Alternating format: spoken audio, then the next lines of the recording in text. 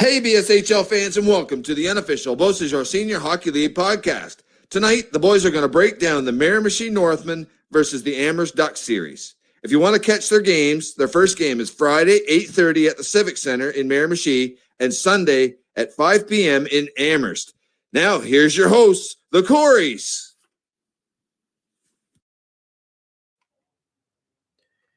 Hello and welcome to the unofficial BSHL Senior Hockey League podcast. This is our round one playoff preview episode 1 of 2. We're doing a little differently this year. I'm your host, Corey, joined by my co-host, Corey. How you doing, bud? I'm doing great. I'm excited for the playoffs. Woke up this morning not feeling great, feeling a little better, but hey, wouldn't be playoff hockey's for us without getting sick. I expect you to come home from shipping it on Sunday with pneumonia. If you make the trip to there. Bundle up. Yeah. We don't know for sure what games we're going to yet, but today we're going to be talking about the Amherst Ducks and the Miramichi Northmen. Yeah. We're doing a little different. Like we said, we're doing 2 episodes. So you're going to get 1 episode tonight, 6 p.m. Second episode's coming out tomorrow at noon. So download it, listen to it on your drive to the game while you're at work. Something good. We're trying this out. Let us know in the comments if you like this, you hate this, you like Corey, you hate Corey. I don't know. Which Corey? Who knows? Nobody knows what's going on right now. We're just rolling with it. I have I've been told that the favorite Corey is Big Boss. Your mom's the one that told you that. Exactly. She loves me. She fucking adores you. So we'll talk about the favorites based on the cool bet odds, which were released today. I see that the Amherst Ducks are plus 825. So bet $100, win $825 if you think they're going to win the cup. Miramichi Northmen are plus 725. Bet $100, win $725. I like odds. I like it in. I always like tracking NHL sports and different things like that. Whether you're pro betting or not, it's your opinion. But I always like tracking because it's interesting to see how odd makers make these odds and how accurate they are. So they've got the favorites, the Miramichi Northmen. I don't know if I've got a favorite in this one. I wouldn't be shocked if either team won. Corey, who's your favorite? Don't ask me that. I can't give you an answer. It depends on who shows up. At the end of the day, let's not forget this is the rubber match. The Spring Hill Coal Miners won the first series in 2023. 2024 went to Miramichi. It's Amherst now, but now this is the rubber match. And you got 2 solid goaltenders. You got solid defense on both sides. And you got solid offense on both sides. So, to me, flip a coin, take your pick. I'm going to predict the one thing that I will predict is this is the one series in round 1 that goes all 5 games. Yeah, I think you could go all 5 games too. I think Amherst is tough as hell to beat at home. Absolutely. We have interviews tonight with Parker Dean of the Amherst Ducks and with David Morrison of the Miramichi Northmen. Thanks to both those guys for coming on. Thanks to everybody in the league for being so supportive of this crazy little thing that we try to do. But, we talked to them both about, and Dave Morrison actually mentioned how Amherst is one of the best teams on home ice in the league. So he knows that you lose 1 game in Miramichi and Amherst might be able to take the series. There's hecklers in Amherst. It's just it's a tough rink. Just something about it, the ambiance. Maybe it's because Buck the Duck is there.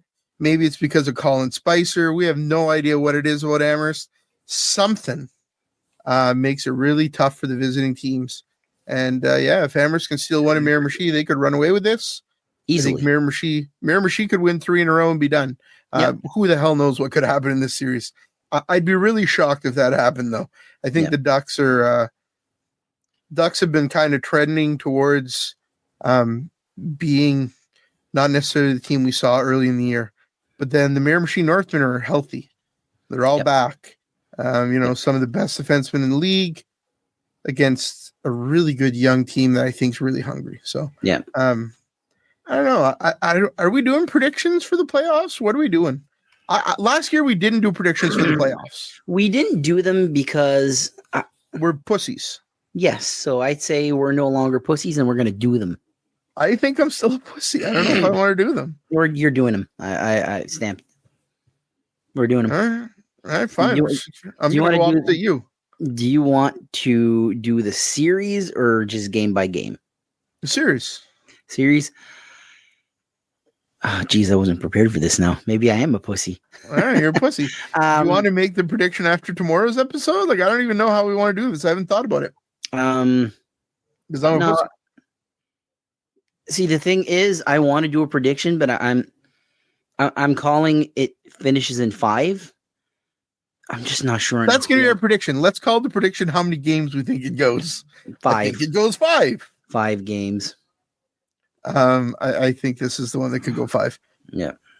What's the key to win for the Ducks? Matthew Welsh. Hesitate a little more next time. Yeah. I think I agree with you, Matt Welsh. And if the guys can make the road games, you got to win one on the road sometime this series if you're the Ducks. So you got to get commitment from the guys. Parker Dean kind of mentioned that they look like they have a really good lineup here coming up in Miramichi. So, yeah, I think it's pretty exciting. I think Matt Welsh, and if the guys show up, the Ducks could win. Yeah. What's the key to win for the Miramichi Northmen? Play some trickery. Trickery? Fool Matthew Welsh. Bodies in front. Let those snipers with the puck, and let's have a few bodies in front of Matt Welsh. I think you got to fool this guy. There was a great quote once. The only way to fool Carey Price is by taking away his eyes. And if you block Matt Welsh's view, I think you can sneak one or two behind. But then you got to look at the other side. Dan Vautour's got to play the best hockey he's ever played, because I think the first round is going to be extremely close. And I'm also predicting for this game is going to be low scoring games for all but maybe one. I think we're going to have one game where it's going to be like 8-3 or something stupid like that. Some overtime? Yeah, maybe a couple games in overtime. I'd see that. So this is playoff rules for anybody that doesn't know. First round's best of 5, semifinal best of 7, finals best of 7. It's wild here. The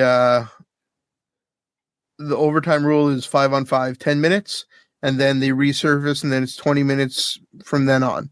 Yep. So finish third period, take a couple minute break, back on the ice, play for 10 minutes. If it's still tied, resurface. I hate this rule. Can't stand it. You rarely see a goal in those 10 minutes because the ice is all chopped up and the guys are tired. So you rarely see a goal. Then you sit there through the 10 minutes. You sit there through the resurface. And then it tends to always finish pretty early in that second overtime for whatever reason. Yeah. That's been my experience of the playoffs. So I wish it would just be straight, end of the third, resurface right into a 20-minute with fresh ice, fresh legs. But I think there's one that finished early in the first overtime, and I believe it was Trackety that had scored on Shippigan last year. I remember it. Yep. It was the sick game actually, where I got violently ill. But that's the first time I met Cleo, who was a big supporter of the podcast, big Peninsula fan. Shout out to him. For this series, I think the winners of this series is going to be the fans, if I'm being honest, because I can't see any disappointing games in this series. I'm really hoping to see big crowds in Miramichi, big crowds in Amherst. Those are two rinks that can hold a solid crowd. So I think that's kind of what I'm hoping for. And just fun. I think that's two of the best heckling crowds. So for me, just being able to sit there, take some pictures and listen to some people, I don't know, drink too much beer and have some fun. Yeah. I don't know. Too close to predict is what I'm going to say. Too close to predict. We're going to record for LC and the Peninsula. I think I have more of an idea who I would pick in that one, but we're not there yet. With this one, it's not like the NHL. It's not like the American League. It's not like the East Coast League. It's just it's senior hockey. You don't know who you're going to have on any given night. So it's like the prediction things. There are games where if we would have seen the roster ahead of time, we would have never picked those teams because you're not going to win. Pick of the lifetime. I will never get a better pick. Amherst wins in Elsie. I felt like I was the amazing Kreskin in that moment. Yeah. They come short to Elsie, still win. I think that game and then the subsequent win the next game in Amherst is going to give that team some confidence. Yeah. Oh, yeah. And if I'm Miramichi, I'd want to come out really quick, score early, and kind of quell that confidence a little bit. Yeah, you see, I had this conversation with a buddy of mine that follows the league. I don't know if he follows us, but he follows the league. And he said smart money is Miramichi, but I don't know if I'd make that bet. And I was like, why not? He's like, I don't know, man. Nobody wants to face the Ducks. They're a unique team this year. There's something about that team. Like we say, Matt Welsh. It's not just Matt Welsh. You know, there's a reason Parker Dean was Player of the Week for how many weeks in a row? Yeah, like 3 weeks in a row, and then 1 week off and back on it again. And you look at who didn't make road games. If they make road games, Renee George is in Miramichi. Yeah. That's tough right there. That's absolutely tough for Miramichi. But they got a good core. You know, you got to rely on someone like Bryce Milson. You got to rely on the Milson boys, I should say. Josh Russell, you know, you got a good core. It's going to be the battle of goalies, I think. I agree. I think that third line in Miramichi is going to be like a crucial line. The Keating line, you know? Oh, yeah. Because, you know, they've got a phenomenal first line with the Milsons. Second line with Russell and Kennedy Gallant, solid. But that third line gets out there and it's gritty. I think those are going to be the guys that are going to get in front of the net. Those are the guys who are going to screen Welsh. And then you just let John Hardy or Dan Poirier tee one up at the blue line. The Irvine shoots one. And that's where you get into trouble. Yep. For the Ducks, I think it's going to be, frankly, outlast Miramichi. Mm-hmm. You're younger. You may hopefully have a little more endurance. You got to outlast Miramichi. Hope they get tired. Once they get tired, you got to and you see that. Parker Dean mentioned that, how they have some slow starts, but then they come back late, and then they end up squeaking some wins. Yep. I think it's those young legs battling a little bit longer, mixed with some veterans like Spears, like Dean. And I think that's how the Ducks have a chance. But again, get some traffic in front of Dan Vautour, throw some stuff at him. Should be a fun series. Corey, we're going to throw some interviews now. Absolutely. We're going to throw to Parker Dean of the Amherst Ducks. Don't miss this interview. You're going to hear about the origin story of Buck the Duck. And I'm telling you, it was a great one. One of my favorite stories that I've heard on this podcast. Same. After that, we're going to listen to, friend of the podcast, Dave Morrison's been on a few times, even though I called him Doug, blame Corey. I was looking at Corey and I was distracted. Don't judge me. No. But we love having Dave on. So thanks to both those guys for coming on. Tomorrow, again, coming out at noon, we're going to have Trey Lewis on from the Hawks. And we're going to be talking about that series. So we're looking forward to it. Thanks, everybody, for your support. Thanks, Parker and Dave, for coming on. Corey, thanks for being here. Thank you for having me. We'll see you at the rink. Take care. All right, Corey and Corey, we're here with Parker Dean from the Amherst Ducks. Parker, do you like that finally we know how to say your name properly? I'm pretty impressed. Parker you guys Dean. But it's only taken you 3 years, but you got there. Year and a half, okay? Year and a half. Parker was one of our first followers. I think we only had like 90 followers, and we had a couple of the guys following us, and Parker was one of them. So I'll always appreciate Parker's support of the podcast. Well, I always believed in you guys. You're doing great, and I think I believed in the league from day one too. So I think it's got a lot of potential, and you guys are right there with us on that journey for sure. It's been a trip, man.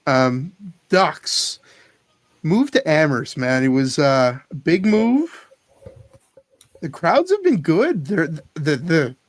I'll tell you, the heckling behind the net in Amherst is unlike anything I've heard in any rink in the BSHL. It's hilarious, first of all. They're not super inappropriate, but man, they heckle. Do you guys hear that sometimes on the ice? You get a chuckle out of it?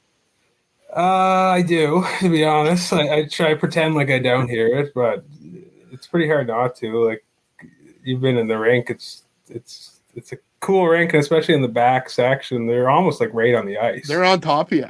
You're like, it's like you're looking. It's, you know, you're at like a theater, almost looking down at the ice. They are like looking down at you, chirping him, and you know, it used to be called, that area, I think it was called like the jungle or something like that. That was the jungle. We've got to come up with some. I want Duck Nation to come up with something good to call it for the Ducks. I think it's they've kind of rallied though. Really, the fans have like just kind of grown, and their passion for it's grown. And we've seen a lot of Spring Hill people just in the crowd we recognized from last year. So, kind of, it's been a cool move. Have you been you've been happy with how it's gone?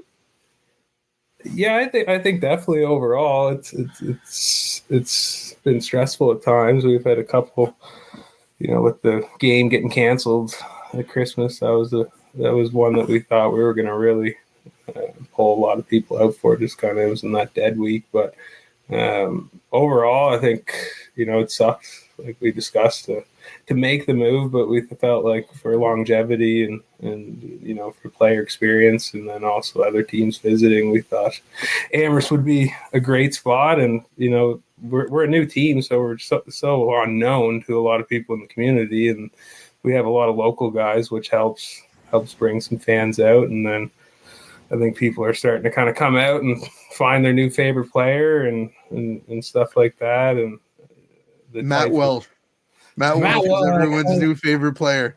Yeah, God himself. It's all we hear on the podcast channel is the love for Welsh. But you feel that momentum, like the community support. You guys had the theater do a night sponsoring you guys. You had dualies.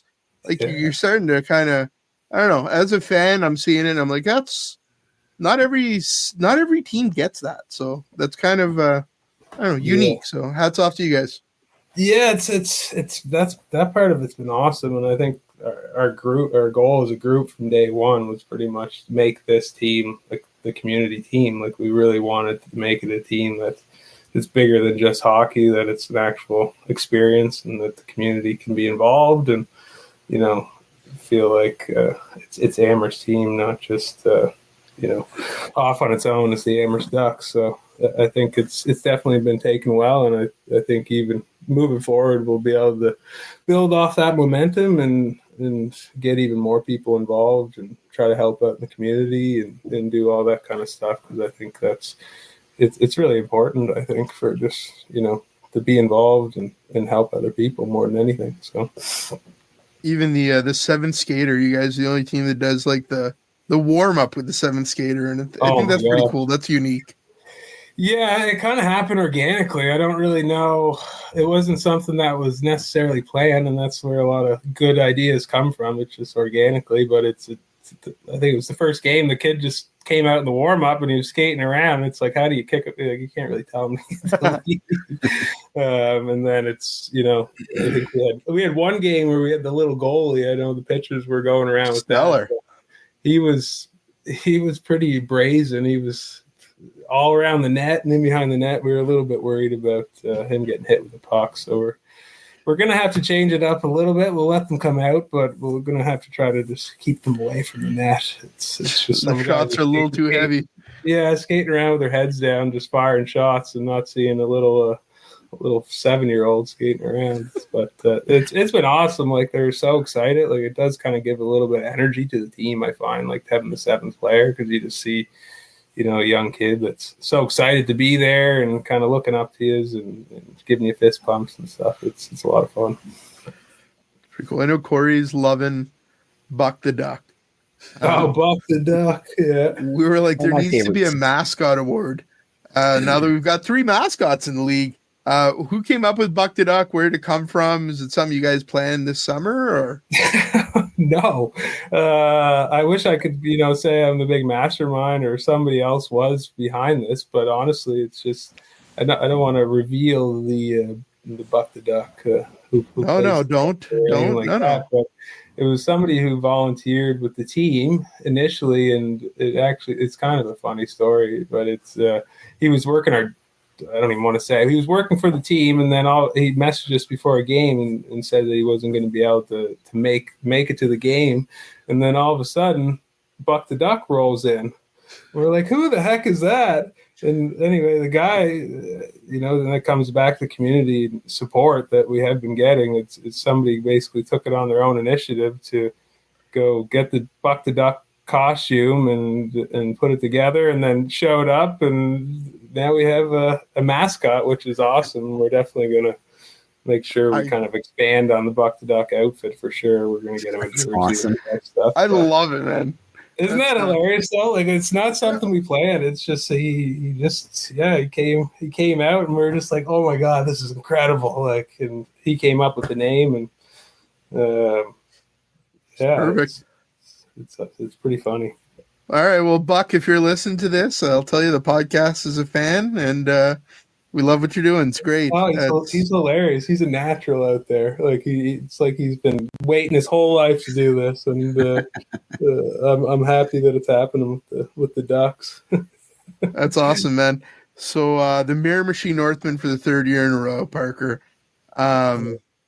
I know you guys were the coal miners, now you're the Ducks. How do you feel facing Mirror Machine in the first round?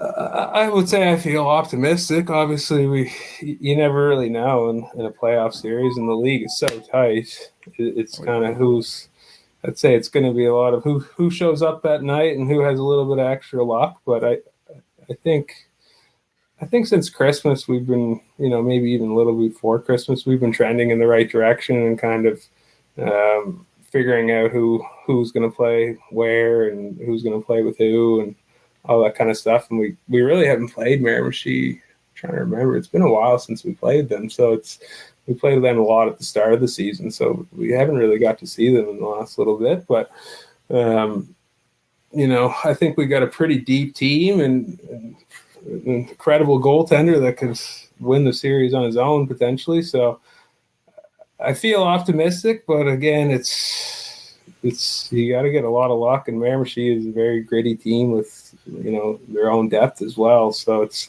if we can match their kind of intensity and their strength and the way that they play, and not retaliate, because they're the type of team that definitely is good at getting under your skin and kind of turning the tides that way. So I feel good overall. I feel good with our team against anybody, especially the way we've been playing, with the Buck-Touche win and then another close game against them, and then Dalhousie win, and then another close game on the road with the short lineup against them, and then Elsie win with the short lineup, and then Elsie win with the full lineup. So I feel like we are definitely trending in the right way, and everybody's kind of pulling into the team game more than ever. I feel like it takes a while to kind of build those bonds with your teammates and stuff, and I think we're definitely right there and kind of at the perfect time. So awesome, man. I can't wait to see it. I think the other story, there's some stories here. It's the third time in the playoffs. I think you're facing Miramichi, so there's going to be a little bit of bad blood there, but there's also, I think, the tale of the two best rinks in the league, or the two rinks with the most character. Does that make sense? Like the Civic and the Stadium are just so similar in many ways, and just an intense, a different feel. So I'm excited. Yeah, I agree with that. I really like playing in Dalhousie. I know it's so far away for us to get there, but they have a special rink as well. Yeah. With all the wood and character, and I find it's very unique. But yeah, overall, like Miramichi, I played there too many times in junior, especially in playoffs, and I think we played them every single year, my 5 years in junior. So I'm quite familiar with playoff hockey in Miramichi, and I've never had an easy time doing it. So their fans are loud, like much like the Stadium. They're right on top of you, and it's you got to make sure you're and ready to go, but I'm really hoping that both teams are able to draw good crowds and get people out for playoff hockey. I think people will be in for a treat to see these two kind of high-end teams with, I saw somebody posting about this year's been the tale of the kind of the goalies, and it's true. Like every single team has an A-plus goalie. There's Welsh and Collette kind of peaked away from everybody else, but I don't, that doesn't always tell the full picture of a team. It's any goalie is kind of capable of stealing a win as well. So, but I think remember she has as deep of a defensive core as anybody, and Votor can steal a game anytime. So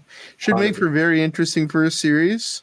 I can't wait. How have you guys found High Button? Has that worked out pretty well? We've loved it.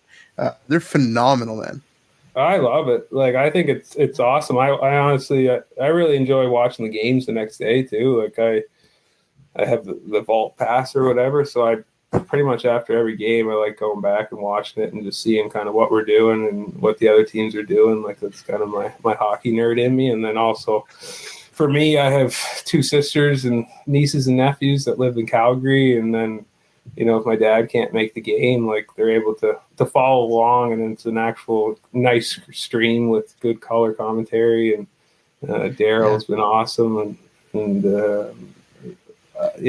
I can't. We'll be doing that for like as long as we're going. It's something that we plan to offer free to anybody who wants to watch our games. We'd love to see it kind of expand to some other teams. I know some other teams are working on their own systems and stuff, but I think overall, I don't think you really beat the way those games are filmed and put out to the world, I guess. But like, what do you guys think of them? You must love them whenever you're on the road and you can't catch a game. You can just tune in and watch it, like catch a couple minutes or. Yep. It's great. I've been enjoying it big time. Speaking of your sister, I believe she was on one of our streams one time. So I had a conversation with her. She was like, I'm Parker Dean's sister. I'm like, well, shout out. That's hilarious. She's probably going to listen to the podcast. So I'll give a shout out to Jill up in Calgary. She's a teacher up there. Yeah, I believe it was. So yeah, she loves it. She's my older sister. So she spent a lot of times following me around to hockey games when we were young kids, and she's always been my number one supporter. So we have a close relationship. So she loves to be able to catch them, and I'll send you a picture after this, but I got my niece and nephew's hoodies and stuff, and they'll put the hoodies on whenever they're watching the game and pointing at the TV and stuff. It's pretty cute. So I do have the High Button. It's a family league, man. We've got so many followers that are parents or siblings or cousins or God knows what of the players. So it's a tight knit group, man. Well, it's a lot of old fellas like me trying to relive our glory in many ways. So they're trying to catch it before it disappears, I guess. Right? Awesome, Parker. Thanks for doing this. Good luck in the first round. And what do you have to say to Duck Nation? I just think say to Duck Nation, I guess I just appreciate all the support and welcoming us into the Amherst Stadium and showing up for our team. It means a lot, seeing fans out there and kind of growing the senior game in Amherst, and hope to see the support in the playoffs. You're gonna catch a doozy against us versus Miramichi. It'll be a war. I can guarantee you that. So see you out there. See you there. Thanks for being here. Appreciate you, Parker, and we'll talk to you again soon. Thanks, Corey. Perfect. Thank you. Thanks, guys. All right, Corey here with Dave Morrison from the Miramichi Northmen. How's it going, Dave? How you doing, guys? Good. Good, man. Good. Thanks for being here. Yeah, anytime. It's a cold night. Cold night. Nice night to stay home and hop into a virtual call and talk about hockey. 100%. Miramichi Northmen. Talk to me about this season for the Northmen, Dave. It's how are you feeling going into the playoffs? And I think you got to be pretty happy with how your team's played the last couple of games. Absolutely. Actually, I'm happy with how we've played all year. We actually had a meeting last night, and in the 20 games this year, we felt like we were only not in one game and could have easily won the other 19. That's how well we thought we played this year. It's been a rough year injury-wise. We haven't been healthy since our season opener, and we're starting to get healthy going into playoffs, which is a great sign. So we're excited about the opportunity, and we're looking to do some damage. Yeah, I think with that Bucktouche game a couple months ago, my God, you guys battled, took it to overtime, could have easily won that game. But if that's the kind of team we're looking at in the playoffs, I think that's going to be some fun hockey to watch. Yeah, 100%. Like we worked hard all year. We battled, and we felt like we deserved more points than we did in the standings. It was so tight this year from 2 to 4. It's being separated by 3 or 4 points. But we did secure home ice for the first round, which was our goal this year. So now it's on us to get the job done Friday night. Bryce Milson had an absolute breakout year this year. Just not that I'm shocked by that because he's a very talented player, but man, what a year by Bryce. Just the small things. So I don't know if you recall our conversation last year when he only played 4 regular season games, but I told you then, and I'll stand by it, he's the best player in this league, in my opinion. And he plays the game the right way. I tell my son every Friday night, watch number 24 play the game. And you'll learn not only to play with the puck, but more importantly, without. He does all the little things right, and he makes his line mates better each and every night. He's also a very positive guy. I see him around the locker room post game, and just seems like a hell of a team player. I can't say enough about him, both on the ice and off the ice. He really is a true leader and a real gentleman off the ice. Yeah, we definitely enjoy him. It's been an interesting year that you see some of the guys that are back for their second year. A guy like Josh Russell, who's having another guy who's had a great year. And I think that's kind of the story of the Northmen, kind of seeing guys gel together. But I really want to talk about your defense a little bit because I don't think anybody in the league has a better defense than the Miramichi Northmen. Especially when Poirier is back. It's really quite something. And you guys added John Hardy this year. Talk to me about that addition.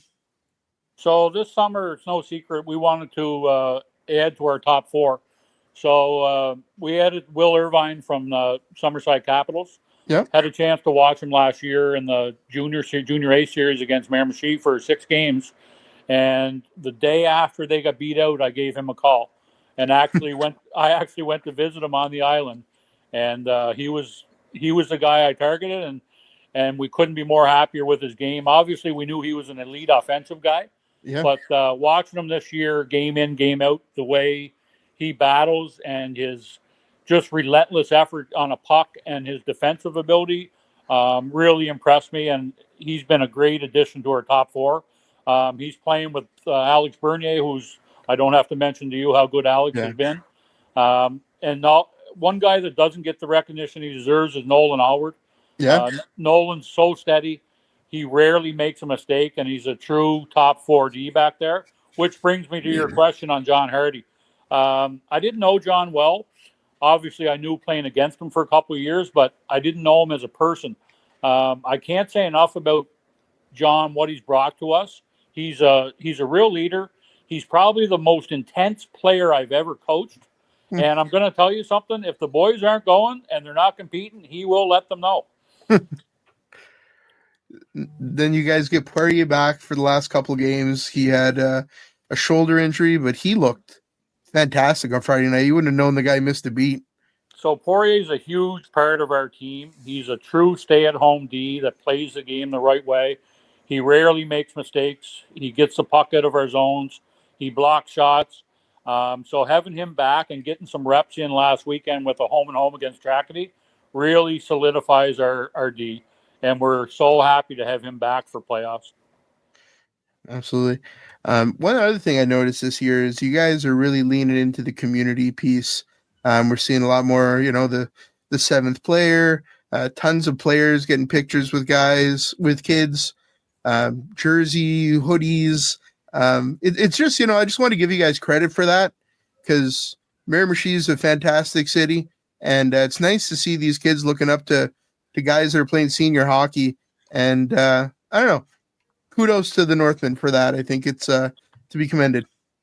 Yeah, absolutely, and that's really our leadership group led by our captain Chris Keating that takes a lot of that initiative and really does a great job with it, along with Jeff Wilson and Bryce and Brett Young and Grant Donovan and all of our team really, but mainly our leaders that really do that and they enjoy doing it.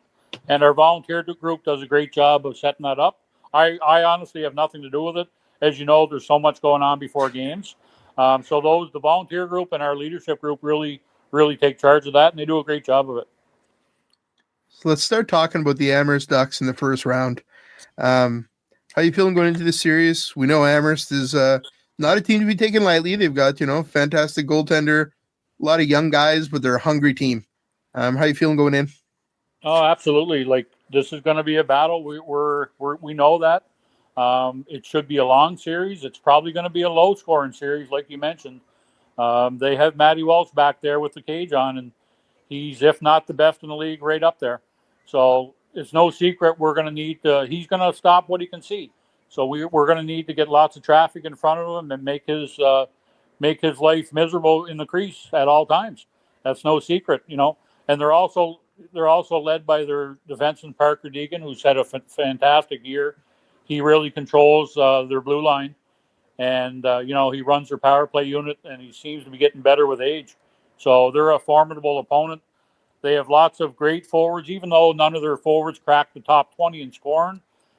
They score by committee. Guys like Gavin Hart that played in Doketown last year had a great year. Rene George is obviously a dangerous guy. Jordan Wenzel, the Lansley brothers, Reed Voss had a good year. And then they added Spears and Tyler Copeland from the St. John League to fold it. So they have some true grit up front, guys that can put the puck in the net. So it should be a hell of a series. I think they also added a couple former Miramichi guys that I think are going to be pretty excited to be back in the Civic. So I think that adds a little dimension. Some great players, though, great guys with Martin and Hebert.